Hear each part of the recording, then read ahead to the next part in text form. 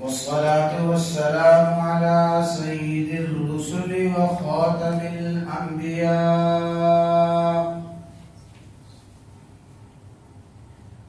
اللهم صل على سيدنا ومولانا محمد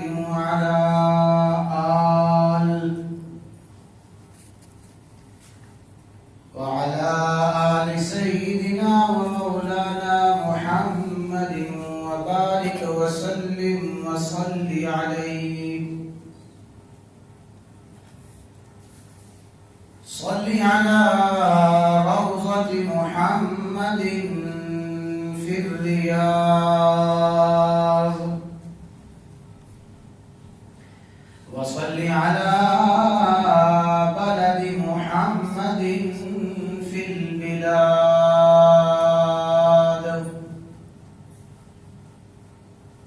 وصل على قبر محمد في القبور، وصل على روح محمد في الأرواح.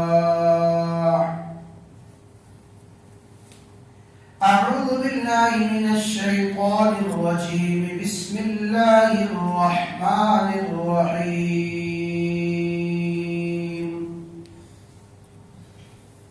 ولله على الناس حج البيت من استطاع إليه سبيلا،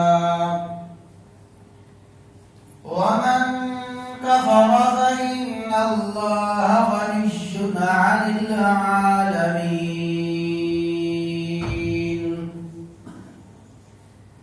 وقال الله تبارك وتعالى: وأتموا الحج والعمرة لله.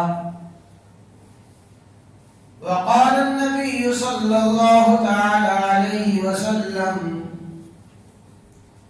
من حج لله فلم يرفث ولم يفسق رجع كيوم ولدته أمه. وقال النبي صلى الله تعالى عليه وسلم: الحج المبرور ليس له جزاء إلا الجنة، أو كما قال الله تبارك وتعالى، وكما قال النبي صلى الله تعالى عليه وسلم: إن الله وملائكته يصلون على النبي يا أيها الذين آمنوا صلوا عليه وسلموا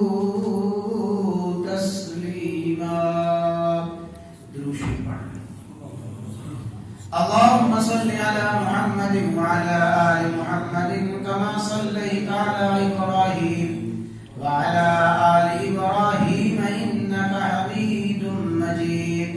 اللهم بارك على محمد وعلى آل محمد كما باركت على إبراهيم وعلى آل إبراهيم إنك حميد مجيد.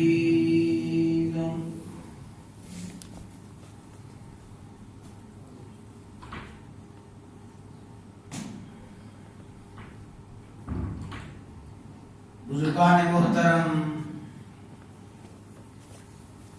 برادران اسلام، گزرنے والا اسلامی مہینہ ماہ شوال اشہر حج یعنی حج کے مہینوں میں سے سب سے پہلا مہینہ ہے. اسی مناسبت سے حج کے حوالے سے گفتگو شروع کی گئی تھی.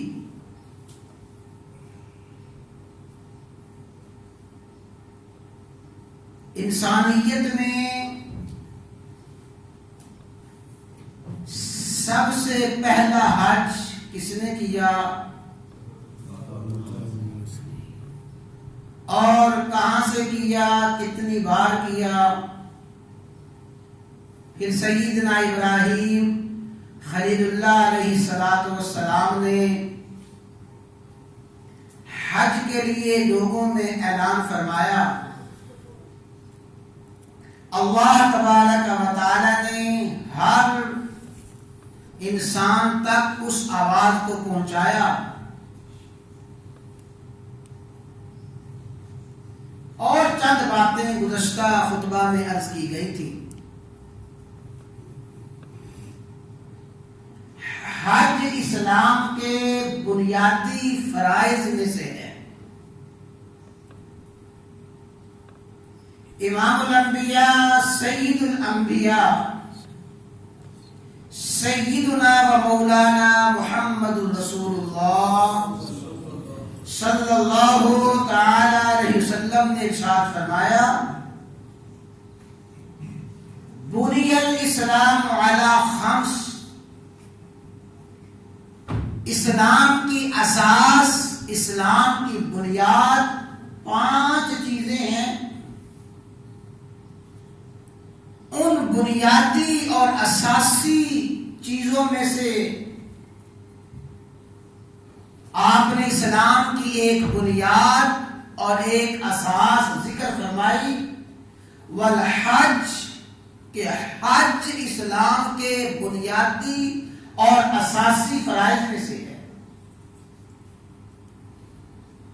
اللہ تبارک و تعالی نے قرآن کریم میں اس کی فرضیت کا ذکر فرمایا: وَلِلَّهِ عَلَى النَّاسِ حِجُّ الْبَيْتِ مَنِ اسْتَطَاعَ إِلَيْهِ سَبِيلًا. جس کو اللہ تبارک و تعالی نے استطاعت عطا فرمائی ہے، ہر صاحب استطاعت کے لیے بیت اللہ کا حج کرنا فرض، ضروری اور لازمی ہے. ارشاد باری تعالی ہے: وَأَتِمُّوا الْحَجَّ وَالْعُمْرَةَ لِلَّهِ. حج اور عمرہ محض اللہ تبارک و تعالی کی رضا کے لیے پورا کرو. تو قرآن کریم سے بھی حج کی فرضیت ثابت ہے. اور امام الانبیاء سید الانبیاء سیدنا و مولانا محمد رسول اللہ صلی اللہ تعالی علیہ وسلم نے بھی بے شمار احادیث میں حج کی فرضیت کا ذکر فرمایا. ایک حدیث میں یوں ارشاد فرمایا گیا: ایھا الناس ان اللہ قد فرض علیکم الحج فحجوا. اے لوگو، اللہ تعالیٰ نے تم پہ حج فرض فرمایا ہے، لہذا حج کرو. تو حج فرض ہے، صاحب استطاعت پر ضروری اور لازمی ہے. ہاں، باقی فرائض میں اور اس فرض میں ایک بنیادی فرق ہے. اللہ تعالیٰ نے نمازیں فرض فرمائی، وہ عاقل و بالغ مسلمان پر دن میں 5 نمازیں فرض ہیں اور پوری زندگی کے لیے فرض ہیں. ان فرض نمازوں میں کوئی چھوٹ، کوئی استثناء نہیں ہے. اسی طرح اللہ تبارک و تعالی نے جو روزے فرض فرمائے، ہر عاقل و بالغ مسلمان مرد و عورت پر سال میں 1 مہینے رمضان کے روزے رکھنا فرض اور لازم ہے، اور ہر سال روزے رکھنا فرض ہے. اسی طرح زکوٰۃ فرض زکات بھی سال مکمل ہونے پر، یعنی ہر سال زکات کی ادائیگی فرض ہے. حج فرضی عبادت ہے. حج کے فرض ہونے کے لیے ایک شرط تو استطاعت ہے کہ صاحب استطاعت پر فرض ہے، اور صاحب استطاعت پر بھی زندگی میں صرف ایک مرتبہ اللہ تعالیٰ نے حج فرض فرمایا ہے. حضرت سیدنا عبداللہ بن عباس رضی اللہ تعالی عنہما فرماتے ہیں کہ ایک مرتبہ رسول اللہ صلی اللہ علیہ وسلم نے ارشاد فرمایا، اے لوگوں، اللہ تعالیٰ نے تم پہ حج فرض فرمایا ہے، لہذا حج کرو. رسول اللہ صلی اللہ علیہ وسلم نے جب یہ ارشاد فرمایا،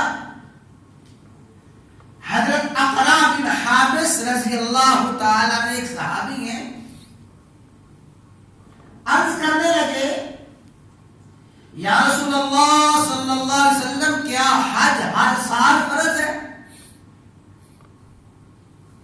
رسول اللہ صلی اللہ علیہ وسلم خاموش رہے. انہوں نے پھر یہی عرض کیا، یا رسول اللہ صلی اللہ علیہ وسلم، کیا حج ہر سال فرض ہے؟ تو رسول اللہ صلی اللہ علیہ وسلم نے ارشاد فرمایا، لو قلتها لواجبت، اللہ کے بندے، اگر میں یہ کہہ دیتا کہ ہاں حج ہر سال فرض ہے، میں یہ جملہ کہہ دیتا تو ہر سال فرض ہو جاتا، اور جب ہر سال فرض ہو جاتا تو تم میں سے کتنے ہیں جو ہر سال یہ فریضہ ادا کر سکتے تھے؟ تم میں سے کتنے ہیں جو ہر سال حج کر سکتے؟ تو فرمایا، الحج مرہ، حج ایک ہی مرتبہ زندگی میں فرض ہے. ہاں، فمن زادہ، جو ایک مرتبہ سے زیادہ کرے، 2 مرتبہ، 4 مرتبہ، 20 مرتبہ کرے، فَهُوَ تَطَوُّعٌ، وہ حج اس کے لیے نفل عبادت کے درجے میں لکھا جائے گا. تو اللہ تعالیٰ نے حج فرض فرمایا، لیکن دیگر فرائض کی طرح نہیں. اس میں ایک استطاعت شرط ہے، اور دوسرا زندگی میں ایک ہی مرتبہ حج کرنا فرض اور لازم ہے. جب حج فرض ہو گیا، اللہ تعالیٰ نے استطاعت عطا فرمائی. صاحب استطاعت حج نہیں کرتا، اس کو اتنا بڑا جرم قرار دیا گیا. توجہ کے ساتھ سن لیں، اللہ تعالیٰ ہمیں قرآن و سنت کی باتیں طلب کے ساتھ اور توجہ کے ساتھ سننے کی توفیق عطا فرمائے. جب طلب کے ساتھ، توجہ کے ساتھ سنیں گے، اللہ تعالیٰ عمل کی توفیق بھی عطا فرمائے. جس پہ حج فرض ہو گیا، صاحب استطاعت ہے، صاحب استطاعت کو پھر ہدایت دی گئی. جو صاحب استطاعت ہے اس کو خاص نصیحت کی گئی. فرمایا رسول اللہ صلی اللہ علیہ وسلم نے، تعجلوا فی الحج، حج فرض ہونے کے بعد اس کی ادائیگی میں جلدی کرو. حج فرض ہو گیا، جلدی اس فرض کو ادا کرو. فَإِنَّ أَحَدَكُمْ لَا يَدْرِي، تم میں سے کوئی نہیں جانتا، مَا يُعْرَضُ لَهُ، پھر اس کو کیا مجبوری پیش آ جائے. اس سال حج نہیں، چلو اگلے سال کر لوں گا، کیا معلوم اگلے سال کیا مجبوری پیش آئے، وہ حج جیسی عبادت سے محروم ہو جائے. لہذا جب اللہ تعالیٰ نے استطاعت دی ہے، اس کو جلدی کرو، نہ معلوم پھر وقت ملے نہ ملے. اور فرمایا، من اراد الحج فلیتعجل، جس نے حج کا ارادہ کیا وہ جلدی کرے. کسی محلے کی بات ہے. خود ایک صاحب نے مجھے بتایا، غالباً کہتے ہیں میں 1970 میں کوریا سے واپس آیا، بڑا پیسہ تھا، آگے کارخانہ بنا لیا. 1970 میں کہتے ہیں میں نے کارخانہ بنایا، حج کا موسم آیا، ابا جی سے عرض کیا کہ ابا جی میں بھی حج پہ چلتا ہوں، آپ بھی حج پہ چلیں، چلو دونوں حج کا. ابا جی فرمانے لگے کہ بیٹا حج کریں گے، چلو ابھی تو تم نے کارخانہ بنایا ہے، نہ کارخانہ چل جائے اگلے سال حج کر لیں گے. اسی محلے کے ساتھی مجھے بتانے لگے کہ قاری صاحب اگلا سال حج آنے سے پہلے ابا جی بھی فوت ہو گئے اور وہ جو میرا کارخانہ تھا وہ بھی ختم ہو گیا. اب یہ اس بات کو گزرے ہوئے بھی کم و بیش 50 سال گزر چکے ہیں اور میں حج اب تک نہیں کر سکتا. اور یہ حدیث یاد رکھ لیں، اچھی طرح ذہن میں بٹھا لیں. فرمایا ما من عبد یدع الحج لحاجۃ من حوائج الدنیا، جو بندہ کسی دنیاوی ضرورت کی بنا پہ حج چھوڑ دیتا ہے، مکان بن جائے، بچیوں کی شادی کرنی ہے، اور شادی تو اپنی مرضی کے مطابق کرنی ہے نا، یہ بھی تو ہم نے بہانہ بنایا ہے، بچیوں کی شادی ہے، مکان بنانا ہے، بچیوں کی شادی کرنی ہے. فرمایا جس شخص نے دنیاوی حاجات، دنیاوی ضروریات مد نظر رکھتے ہوئے حج چھوڑ دیا، فرمایا پھر اللہ تعالیٰ اسے دکھائے گا حج کرنے والے حج کر کے واپس آ جائیں گے، اس کی دنیاوی ضرورت ابھی تک پوری نہیں ہوگی، وہ ابھی تک روتا رہے گا یہ کام نہیں ہوا، یہ کام نہیں ہوا. لہذا فرمایا رسول اللہ صلی اللہ علیہ وسلم نے تعجلوا فی الحج، حج میں جلدی کرو.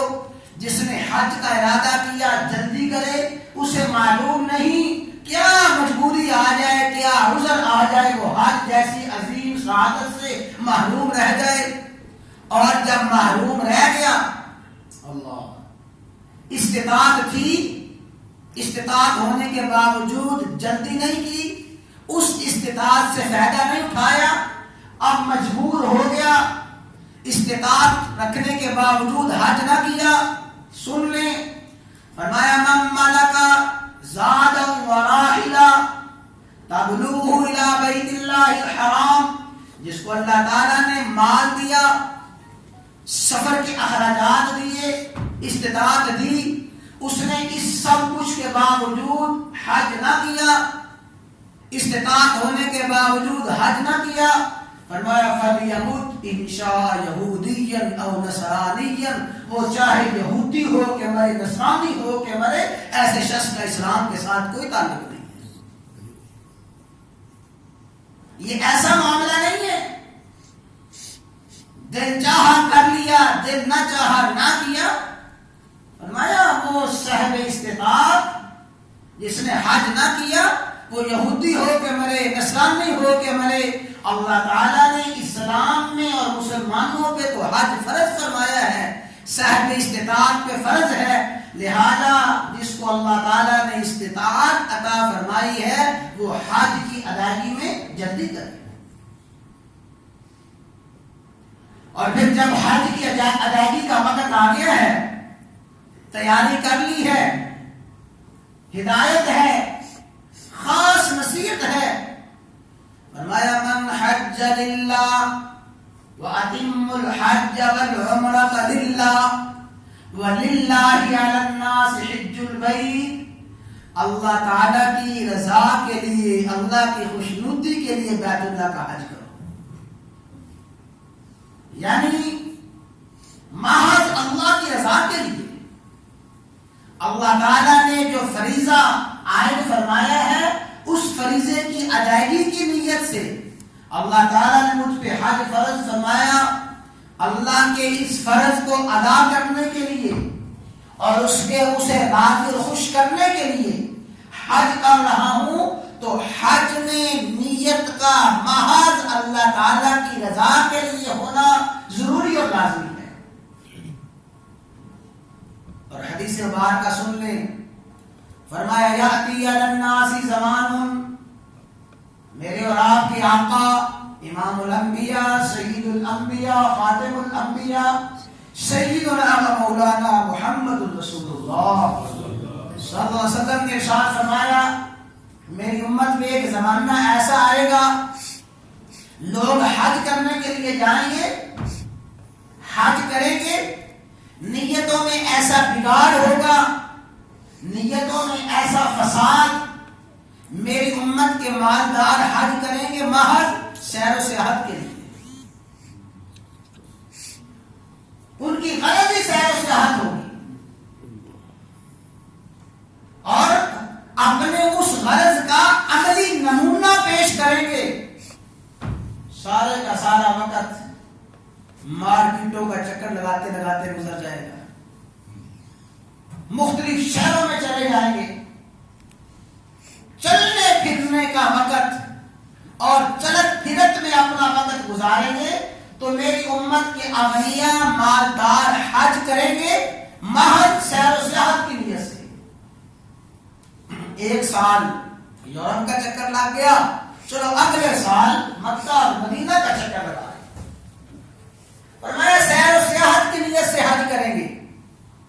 اور میری امت کے فقراء غرباء حج کریں گے محض سوال کرنے کے لیے سے, بھیک مانگنے کی نیت سے جائیں گے حج کرنے کے لیے.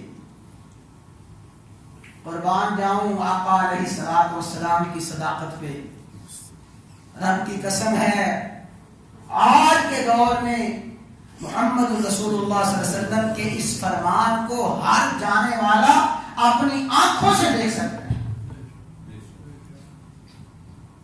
فرمایا فقراء غرباء مساکین حج کرنے کے لیے جائیں گے, بھیک مانگنے کے لیے, سوال کرنے کے لیے, اور بے شمار لوگ آپ کو ملیں گے.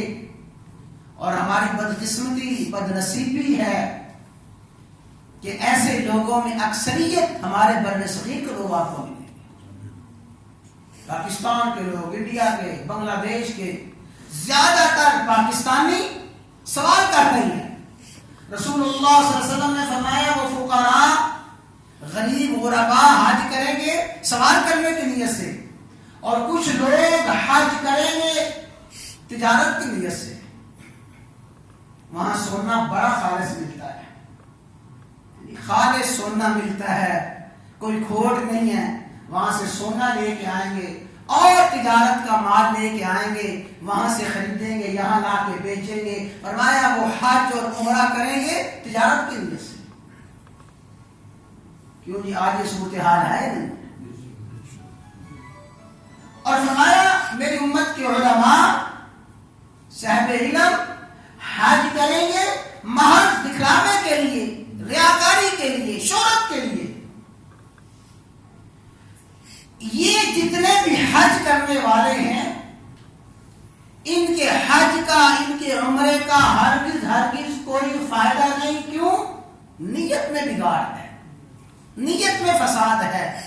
ہاں حج کرنا ہے للہ علی الناس, محض اللہ تعالیٰ کی رضا کے لیے, اللہ تعالیٰ کی خوشنودی کے لیے, اپنے فرض کی ادائیگی کی نیت سے. تو خلوص سے نیت حج کی ادائیگی کی قبولیت میں بنیادی شرط ہے. پھر جب اللہ تعالیٰ نے توفیق عطا فرمائی, حج کے لیے چلے گئے اور جا کے حج کیا, حج کر کے آیا. پھر یہ چھوٹی سعادت نہیں ہے, یہ محض کوئی معمولی عبادت نہیں ہے. اتنی بڑی سعادت, اتنی بڑی فضیلت.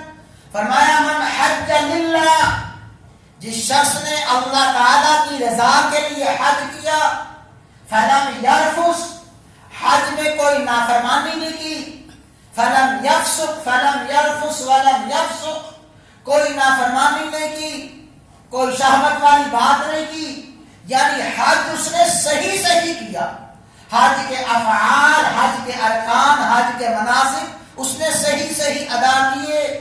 ایسا خوش قسمت، خوش نصیب راجا جب حج کر کے واپس آئے گا، کَیَوْمٍ وَلَدَتْهُ أُمُّهُ، جیسے ماں کے پیٹ سے آنے والا بچہ گناہوں سے پاک صاف ہوتا ہے، اللہ ایسے حج کرنے والوں کے ایسے ہی گناہ کو پاک صاف فرما دے۔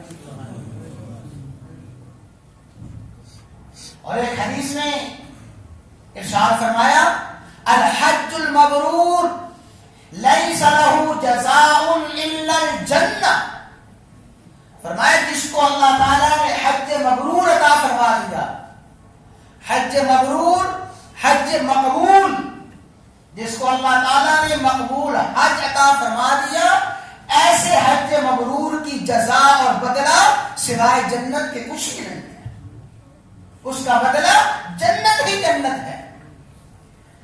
اور ایک حدیث میں پڑھ رہا تھا، فرمایا اللہ، آدمی کے گناہگار ہونے کے لیے اتنی ہی بات کافی ہے، آدمی کے گناہگار ہونے کے لیے اتنی ہی بات کافی ہے کہ میدان عرفات میں حاضری نصیب ہو اور حاضری کے بعد واپس آ جائے اور پھر یہ کہے پتہ نہیں میری بخشش ہوئی ہے نہیں ہوئی، پتہ نہیں مجھے معافی ملی ہے نہیں ملی۔ فرمایا یہ تصور کرنا، خیال کرنا ہی اس کے گناہگار ہونے کے لیے کافی ہے۔ اللہ تعالیٰ نے جب عرفات کی حاضری نصیب فرما دی، اللہ تعالیٰ نے یقیناً اس کی بخشش فرما دی ہے۔ حضرت عمرو بن عاص رضی اللہ تعالیٰ عنہ صحابی ہیں، اسلام قبول کرنے کے لیے حاضر ہوئے، یا رسول اللہ صلی اللہ علیہ وسلم اپنا ہاتھ آگے بڑھائیے، میں آپ کے ہاتھ پہ ایمان کی، اسلام کی بیعت کرنا چاہتا ہوں۔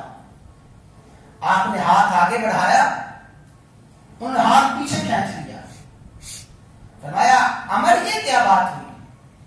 عرض کی آقا میں آپ کے ہاتھ پہ بیعت تو کرنا چاہتا ہوں، ایمان اسلام قبول کرنا چاہتا ہوں، لیکن ایک شرط ہے، وہ میری شرط پوری کریں، کیا آپ کے ہاتھ پہ بیعت کروں، اسلام قبول کروں، میرے گزشتہ گناہ معاف ہو جائیں گے؟ یہ مجھے شرط پوری کرے، میری شرط پوری کرے کہ کیا میرے گناہوں کی معافی مل جائے گی؟ فرمایا یا عمر اما علمت ان الاسلام یہدم ما کان قبلہ وان الہجرۃ تہدم ما کان قبلہا والحج یہدم ما کان قبلہ۔ اے عمر تجھے پتہ نہیں، اسلام وہ دولت ہے، اسلام قبول کرنے والے کے گزشتہ سارے گناہ معاف ہو جاتے ہیں، جو ہجرت کرتا ہے اللہ کی رضا کے لیے، ہجرت کرنے والے کے پچھلے سارے گناہ معاف۔ والحج یہدم ما کان قبلہ، حج وہ عمل ہے، حج کے ذریعے اللہ تعالیٰ گزشتہ پہلے سارے گناہوں کو معاف فرما دیتے ہیں۔ تو اللہ تعالیٰ نے حج میں معافی کا ذریعہ رکھا ہے، اور فرمایا رسول اللہ صلی اللہ علیہ وسلم نے تابعوا بین الحج والعمرہ، اللہ یہ حدیث کو یاد رکھیں، تابعوا بین الحج والعمرہ، فرمایا حج اور عمرہ مسلسل کرتے رہو حج اور عمرہ۔ اللہ تعالیٰ نے توفیق دی ہے، عمرہ بھی بار بار کرو، حج بھی بار بار کرو، فَإِنَّهُمَا يَنْفِيَانِ الْفَقْرَ وَالذُّنُوبَ، فرمایا حج اور عمرہ فقر کو، غربت کو، گناہوں کو ایسے مٹاتے ہیں جیسے لوہار کی بھٹی لوہے کے زنگ کو، میل کو دور کر دیتی ہے، ایسے ہی حج اور عمرہ کرنے والے کے گناہوں کو اور فقر کو اللہ تعالیٰ دور فرما دیتے ہیں۔ تو حج اسلام کے بنیادی ارکان میں سے ہے، اللہ تعالیٰ نے فرض فرمایا ہے، صاحب استطاعت پہ زندگی میں ایک مرتبہ حج فرض ہے، اور جس پہ حج فرض ہو نہ کرے بہت بڑا مجرم ہے، اتنا بڑا مجرم، فرمایا وہ چاہے یہودی ہو کہ مرے، نصرانی ہو کہ مرے۔ ایک صحابی آئے، یا رسول اللہ صلی اللہ علیہ وسلم میرے والد حج کرنے کے لیے جانا چاہتے ہیں، لیکن ایسے معذور ہو گئے ہیں اب حج میں جا نہیں سکتے، بیمار ہو گئے، چلنے پھرنے سے قاصر ہیں، انتہائی معذور ہو گئے ہیں، حج نہیں کر سکتے، تو کیا میں اپنے والد کی طرف سے حج کر لوں؟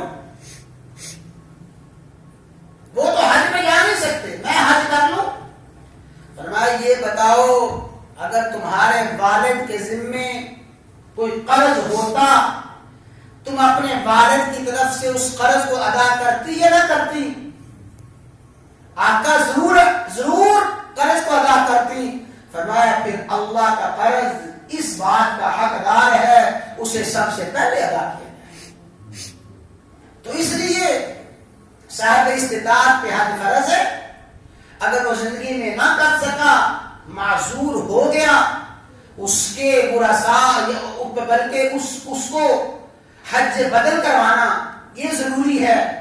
وہ زندگی میں نہ کر سکا، فوت ہو گیا، اگر ورثاء اس کے بچے اس کے ساتھ خیر خواہی کرنا چاہتے ہیں، اپنے والد کا آخرت کا معاملہ صاف کرنا چاہتے ہیں، جیسے اس کے اور حقوق ادا کرنا ورثاء کے ذمہ لازم ہے، اسی طرح اپنے مرحوم کی طرف سے حج بدل کرنا بھی ضروری اور لازمی ہے۔